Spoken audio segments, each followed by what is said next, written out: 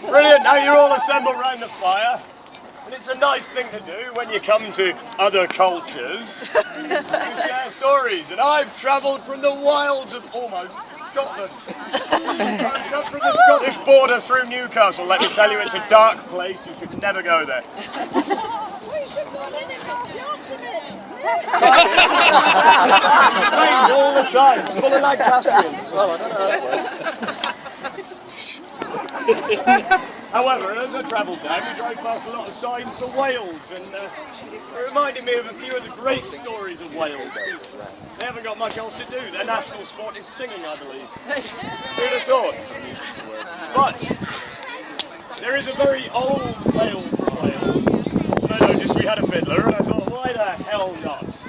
Let me tell you the tale of Iolo ap Hugh, the greatest fiddle player in the whole of Wales, which isn't saying much because there were only 3 of them, but that's He's the best tap dancer in the Yes. Iolo was commissioned to the King of Wales, to Cadwallon. Now, Cadwallon was a man of great luxury. He liked the finer things in life, the best mead, the best of the ladies, and the best of his music and dances. So he commissioned Iolo to play the fiddle for him. And he would turn at the feasts and say, Iolo, play me a merry tune.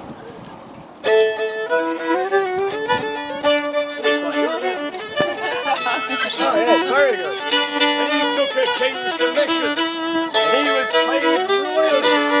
Oh, great wound rings of gold did he wear. Never shy for coin at the bar was Iolo. But too much ale, too much mead, too much red meat, too much of the good life leads a man to think somewhat on where he comes from and what it is he's doing. And after many years in the king's service, Iolo felt that maybe he'd lost something. And maybe his music needed more focus. Maybe he needed to concentrate himself. And he took it into his mind that he should go back to the wilds, as I'm sure many of you have done, and reconnect with the spirit of the earth, and reconnect with the spirit of his sound. So he took himself out onto the beaches of Wales and wandered the cliffs until he found a cave. And as he walked in, playing the fiddle, he heard it echo back to him. He went, quite nice. I can make my home here. I can be very happy here. Perhaps I will stay a while. And so he took himself into the cave and lived well for a time. But as often happens, people that spend too long on their own in wild places go a bit strange. And Iolo went very strange. I hear told he found another note between A sharp and B, and he called it Iolo's note, and it only worked in that one cave. You'll agree, he must have been stark raving bonkers. Well, for many years, nothing was heard of Iolo ap Hugh, and he passed from common thoughts into folklore, into legend, into memory. And down the generations, stories were told of a man who lived too richly and lost his way. Now, as I hear told, 4 or 5 generations later, a young man was sat in the local tavern drinking heavily of the local beer. Strong beer and a weak composition, as often happens in Wales. Far too much time underground, not enough sunlight. Very strange bunch. Is anyone from Wales? Regardless, I know who to come and apologise to. But Iolo was used more as a bogeyman, as a story to scare kids to bed. Go to bed before it gets dark. Well, Yola will come and get you. He'll come out of his cave, playing his fiddle and swinging his lamp, and he'll drag you in and you'll never be seen or heard from again. Well, as young men often do after strong drink, he made proud to boast, "I'm not scared. I'll go and look for Yolo. It'll be fun. It'll be great. I'll go and look for Yolo. It'll be amazing. I'll come back in the morning and you'll all see." I can't do a well catch, I'll come back in the morning and you'll all see you're full of rubbish.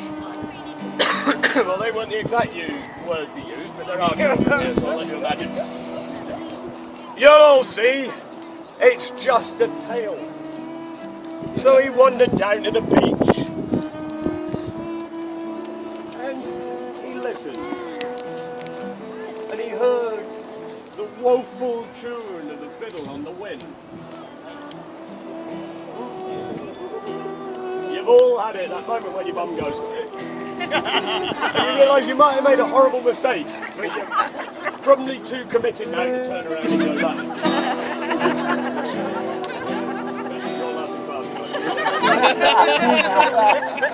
So he began to wander along the beach, and the tales he'd heard all through his childhood of the enchanting music taking you away and binding your mind and muddying your reason would lead you to his cave, and you'd never be seen again. And he thought, "Oh, this is bad.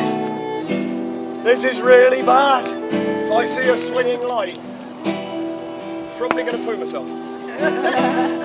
And then, on the headland, he saw a strange sight, a lantern swinging, broken and disjointed, with the mournful fiddle playing. As he closed, he could see the light of the lantern reflecting on an old, withered man, not moving right, everything broken and disjointed as he played. For Yolo had lived far, far beyond his years. Maybe 200 plus years have passed since he disappeared from Cadwallan's courts. And the man thought, "No, it's a trick of the light. It's something playing on my brain. It'll be a ship out at sea." But then he realised the tide was a long way out, and there was no way it could be the swinging lights, and he knew he should stop. But something about the music compelled his feet. And if you were there last night outside of the big performance marquee in Touchy Up today, you know what I mean. You can't help yourself, you've got to go in and see what's happening, haven't you? Audience participation, folks. I ask you a question. It's polite. You can't help yourself, can you? You've got to go. Yeah. And his feet carried him in, and the closer he got, the less mournful the playing became. And the faster the jig, the faster he moved. And he couldn't help himself. His feet followed one after the other across the sand. And no matter how hard he tried to turn and run, he just couldn't help himself. It carried, and it kept going, and it kept going until he came to the mouth of the cave. And the music washed over him like a great breaking wave. And he danced, spun, and he threw the cave.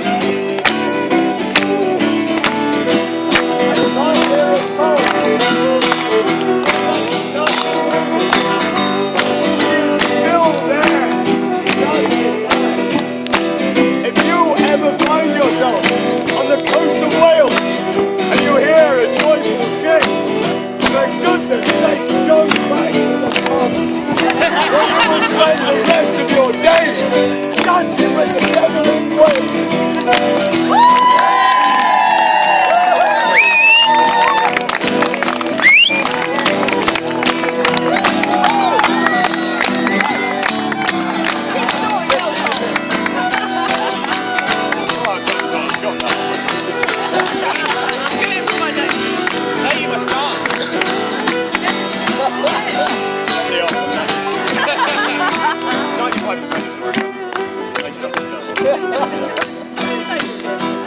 Thank you.